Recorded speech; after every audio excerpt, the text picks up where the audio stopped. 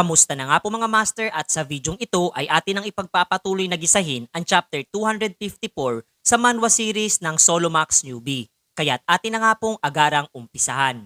Nagsimula na ngang kumilos etong si Gluttony na isa sa 7 deadly sins at gumawa na ng pagkilos laban dito sa nabiglang si Frey buhat nang inactivate niya ang kanyang skill na tinatawag ngang Aether Devourer at planong lunukin ng buhay ang nasabing Homunculus. At ang aksyon nga niyang iyon ay sadyang gumawa ng napakalakas na pagsabog sa naturang lokasyon. Tuwang-tuwa naman etong si Modrey sa aksyong isinagawa ni Gluttony dahil wala nga daw talaga ito maski katiting na awa para sa isang mumunting batang babae na kagaya ng kanyang inaasahan para dito. Kaya't dahil sa aksyon nitong nasabing baboy ay kumilos na rin itong kasalukuyang tumatayong leader ng Demonic Association at nagsimulang pulutin ang ilang mga tipak ng bato na naroroon at kapwa nilantakan na para bang mga pagkain. Gulat na gulat nga etong sina T-Bone at Tristan mula sa kakatuwang aksyon nitong si Modrey hanggang sa tuluyan nga itong magpalit ng kaanyuan at tuluyang naging isang tila ba dambuhalang nilalang. Nawika pa nga nito na lubang walang lasa para sa kanya ang mga batong nagkalat doon. At kagaya ng kanyang ninanais ay tanging ang pagkahayok niya sa malambot na laman ang tanging magbibigay sa kanya ng satisfaction. Lalong-lalo na nga daw kung ito ay isang magandang babae na katulad ng nasa harapan niya na talagang nagbigay ng matinding kilabot para dito kay Tristan na marinig. Magkaganoon man ay nagpa siya na rin humakbang papasulong etong si T-Bone at isinaad para kay Tristan na mas mainam na kumpletuhin na nito ang misyong nakaatas para sa kanya at siya na lamang ang bahala dito sa mamula-mulang baboy.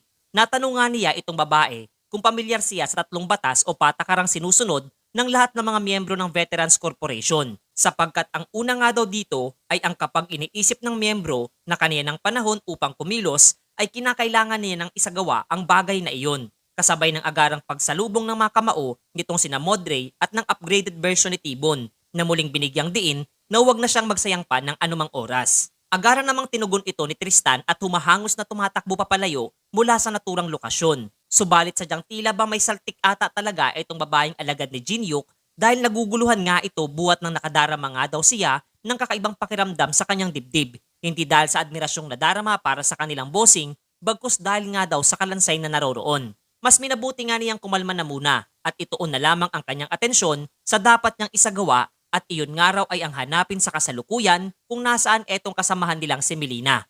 Gayunpaman ay hindi nga niya lubos maiwasang mag-alala para dito sa ating pangunahing tauhan lalo na't kinakarap nito sa kasalukuyan ng mag-isa etong demonyong si Remya.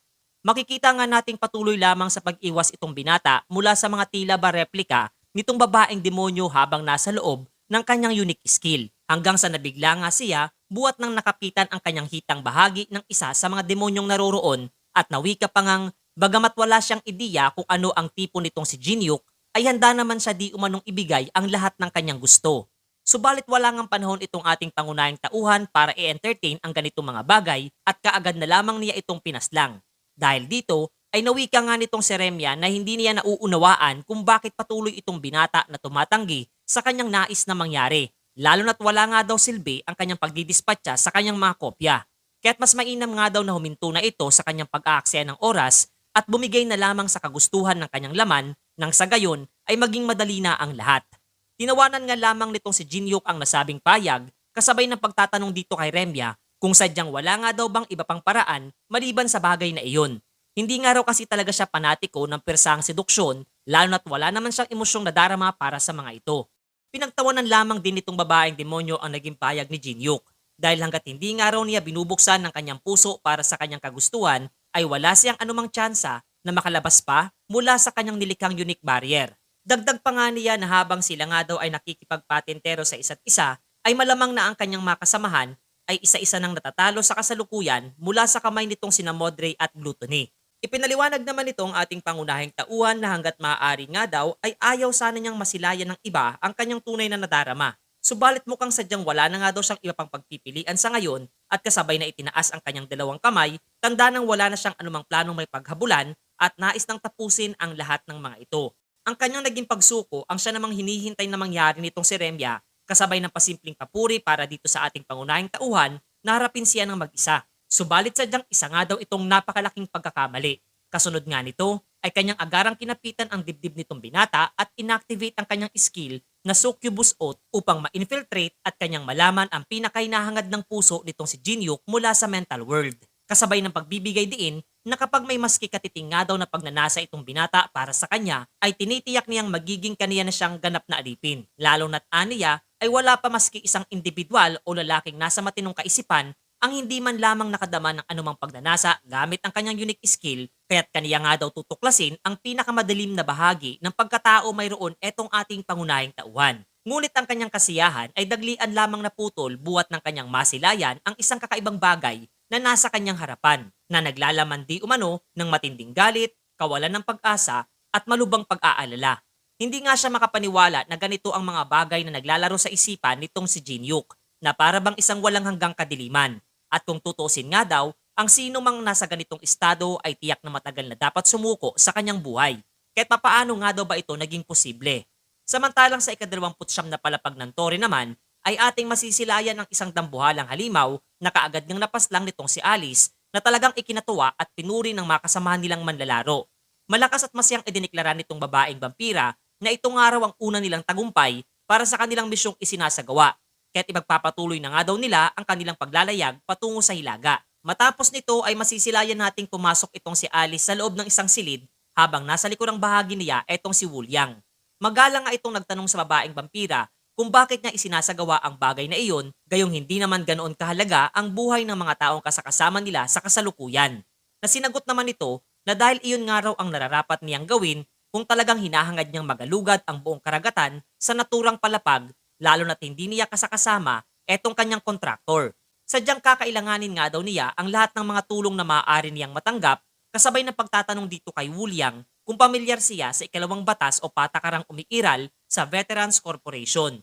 Aminado ngang walang ideya etong si Wuliang sa nasabing bagay kung kahit inilahad nitong babaeng vampira para sa kanya na kapag nakikinabang siya sa isang bagay ay mas mainam nga daw na kanya itong tanggapin kahit na magmula pa sa isang kalaban. Ito nga raw ang isa sa mga rason kung bakit siya nakikipagtulungan sa ating pangunahing tauhan. Subalit aminado naman siya na sa mga lumipas pang panahon ay mas lumalim pa nga daw ang kanyang kagustuhan maliban sa pagiging isang ganap lamang na kaalyado nito.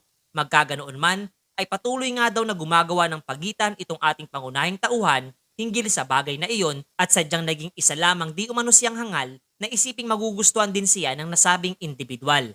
Marahil ay sadyang kinakailangan lamang di umano nila ang kapangyarihang tinataglay ng isa't isa katulad ng iba pang mga manlalarong naroroon at hanggang doon na lamang ang lahat. Naputol nga lamang ang kanilang talakayan noong tinawag ang atensyon nitong babaeng vampira ng mga manlalarong kanilang kasakasama at inilahad na may nakikita nga daw silang isla mula sa di kalayuan. Kung kaya't agarang inatasan niya ang lahat ng mga ito na tumbukin ang direksyon ng nasabing isla at muling lumabas na ng silid at masiyang binati ang lahat ng mga naroroon. Ngunit lingid nga sa kaalaman nitong si Alice ay alam talaga nitong si Wuliang na hindi isang simpleng partnership lamang ang pagtingin sa kanya nitong kanyang bossing na si Jinyuk dahil nakatitiyak nga daw siyang higit pa sa lahat ay siya ang lubos nitong inaalala. Muling ipinakita sa atin etong naguguluhang ekspresyon ng pagmumukha ng demonyong si Remya dahil sadyang hindi nga raw kapanipaniwala na tanging iisang individual lamang ang naglalaro sa kanyang puso't isipan at ito nga ay walang iba kundi si Alice. Bagamat nakakabigla nga daw ang kanyang napag-alaman, ay may parte naman sa kanyang pagkatao na hindi maiwasang humanga. Hanggang sa bigla na nga lamang kinapitan ang bahagi niyang leeg nitong si Jinyuk at muling inulit na hanggat maaari ay ayaw daw sana niyang malaman ng iba ang kanyang tunay na nararamdaman sapagkat nakadarama nga daw siya dito ng kahihiyan. Do'y natanong naman siya nitong si Remya kung papaano nga daw ba nagagawang naisin pa nitong binata na mabuhay gayong pasan-pasan niya ang ganong kabigat na bagay sa kanyang pagkatao. Alam nga daw kasi niyang ang ganitong klase ng nararamdaman ay sadyang puno ng sakit at pagdurusa kung hindi niya ito magagawang ilahad sa iba, kung kahit papaano nga daw niya natitiis ang bagay na iyon. Sinagot naman siya nitong si Jinyuk na buhat ng iyon nga lamang daw ang nag-iisang paraan at bagamat hindi ito mauunawaan ng karamihan, gayon din ay makakasakit pa ng damdamin ng iba, ay ito ang tanging landas na dapat niyang tahakin. Ang isang klase ng landas na makailang beses na nga daw niyang sinubukan. Lalo na't ito nga lamang di umano ang natatanging paraan upang magawa niyang maprotektahan itong babaeng vampirang si Alice mga master.